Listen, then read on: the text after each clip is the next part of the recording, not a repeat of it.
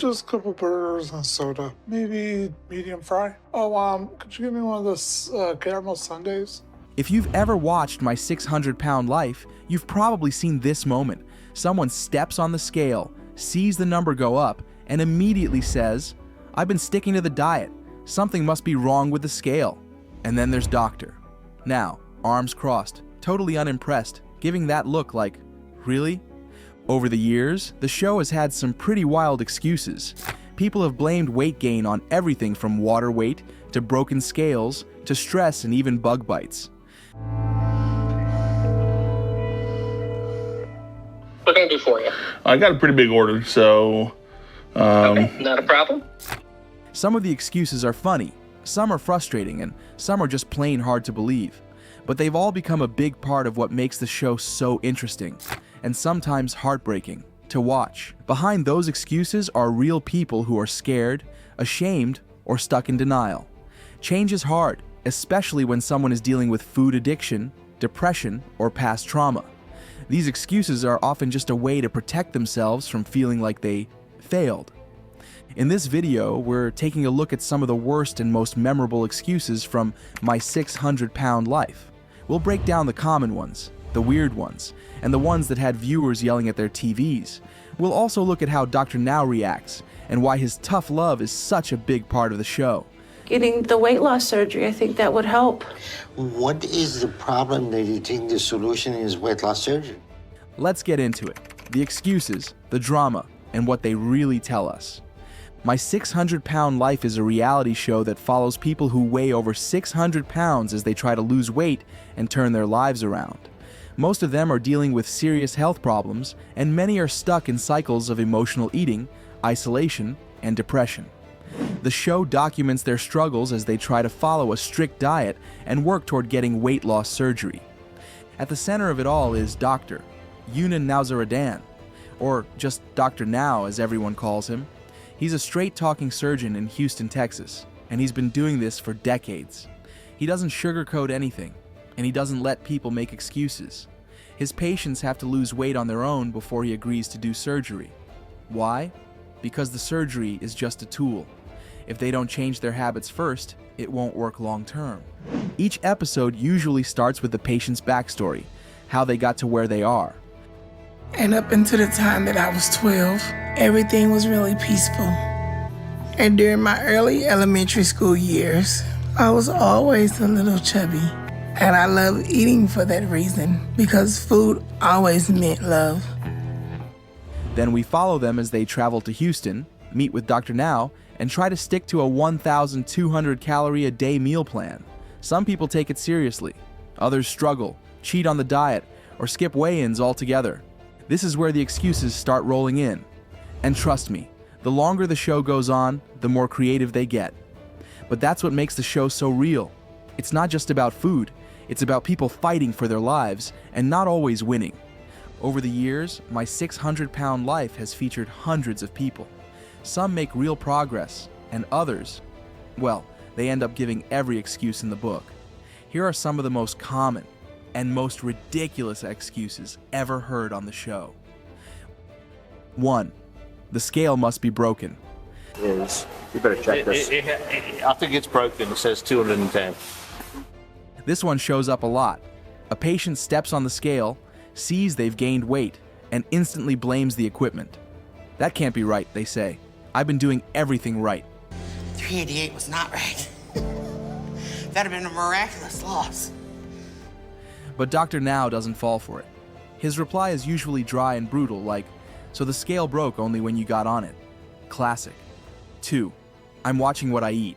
You're not losing weight. I don't eat a third what I ate just before I answer had the that question, surgery. okay? Many patients try to sound like they're in control by saying things like, "I've been watching my sodium," or "I cut out soda." But when Dr. Now checks in, the truth often comes out. They're still overeating or sneaking fast food. Just saying you're trying isn't the same as actually doing it. And Dr. Now doesn't go easy. "You're watching it go in your mouth," he once said. 3. It's just water weight. 103.8. It's just water weight. No. When someone gains 10 or 20 pounds in a week and they swear they follow the diet, the excuse is often, it's water weight. Sure, some water retention is normal, but not that much. It's a way for patients to pretend the gain isn't real, but it's hard to argue with the numbers. 4. I only cheated a little. And you can kind of do this. You either want to save your life or you don't. It's all up to you. You understand that? Do you remember I told you this is all up to you? Yes, I do. This one's super common. I stuck to the diet except for that one time. But that one time usually means several cheat meals, a few fast food runs, and soda back in the fridge. Many patients try to downplay it. Dr. Now's reply: a little cheating is still cheating. That's why it's not working. 5. I'm under a lot of stress. How old are you? I'm 33 years old. So it's time for you to grow up. I sometimes I get frustrated. I tell them, if I act like a kid, I want you to treat me like a kid.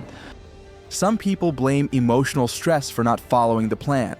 And to be fair, life can get overwhelming. Money problems, family fights, or health scares can make everything harder. But Dr. Now doesn't let them off the hook. Everybody has stress, he says. You think this is easy for anyone? 6. My metabolism is messed up.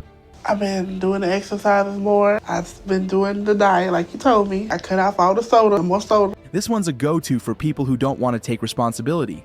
They claim their body just doesn't lose weight, or that their metabolism is broken. But almost every patient on the show eats way over what they admit. Dr. Now often points out that if they truly followed the diet, they would lose weight. Your body is not special, he said bluntly. 7. The diet doesn't work for me. Renee has lost almost 50 pounds at the same time. And she hasn't even had her bypass yet. And when you left the hospital, you were down to 546. So you lost only 9 pounds since then. Some people try to flip the blame back on the plan. They'll say things like, that diet isn't right for my body, or I know what works for me. But if they knew what worked, they wouldn't be 600 pounds. Dr. Now doesn't argue. He just tells them the truth. You didn't follow it. 8. Strange and wild excuses. Sometimes the excuses go completely off the rails. One man claimed a spider bite made him retain weight. Another said the hospital food was why he gained. One woman printed fake food diaries to try and fool the doctor. A few even claimed they were trying, while literally eating junk food on camera. It's wild and sad how far people will go to avoid the truth. The truth is, many of these excuses come from fear. Fear of change, fear of failure, or just fear of facing the problem head on. It's easier to say the diet didn't work than to admit, I gave up. And it's easier to blame a broken scale than to say, I didn't follow through. But excuses don't fix anything. And in my 600-pound life, they usually just lead to more weight gain, more health problems, and more heartbreak. Dr. Now isn't your typical TV doctor. He doesn't hold hands, sugarcoat the truth, or waste time. That's part of what makes him such a big part of my 600-pound life success. His tough love approach might seem harsh at first, but it's exactly what many of his patients need. And it's what makes those excuse-filled moments so memorable. When a patient walks into his office with a new excuse, Dr. Now listens, but only for a moment. Then, with a straight face and a heavy accent, he shuts it down. Whether it's, that's not how it works, or the iconic, you think you're losing weight while gaining weight, his comebacks hit hard. And most of the time, he's right. He doesn't yell or get emotional. He stays calm, but firm. He reminds patients that change is their responsibility. If they're not willing to follow his plan, he won't approve them for surgery. It's that simple. And he's seen it all. Fake food logs, skipped weigh-ins, lies about calorie counts. None of it works on him. But behind the tough attitude is someone who truly wants to help. He's taken in patients others gave up on. He's performed surgery on some of the most extreme cases. And while he doesn't accept excuses, he also doesn't give up on people who are willing to try. That balance, accountability with compassion, is what keeps people watching. It's not just about weight loss. It's about truth, effort, and real change. A lot of people watch my 600-pound life and wonder, why don't they just stop eating? But the truth is, for many of the patients, food isn't just food. It's comfort, escape, or a way to deal with pain. The excuses we hear on the show often come from something deeper than just not wanting to follow a diet. They come from fear, trauma, and a lifetime of emotional struggle. Many of the people on the show have been through serious emotional pain, childhood abuse, loss of a loved one, addiction in the family, or abandonment. Food becomes their coping mechanism. It's something they can control in a world that feels out of control. When Dr. Now tells them to change, it's not just about giving up burgers and soda. It's about giving up the thing that's been holding them together. That's why the excuses sound so intense or far-fetched. Saying, "I didn't stick to the plan," might feel like admitting failure. So instead, they say the scale is broken, or that stress made them eat, or that their body is just different. These are defense mechanisms. They're ways to protect themselves from shame. It doesn't make the excuses right, but it does make them understandable. Change is scary, especially when someone feels like they have already failed in so many areas of life.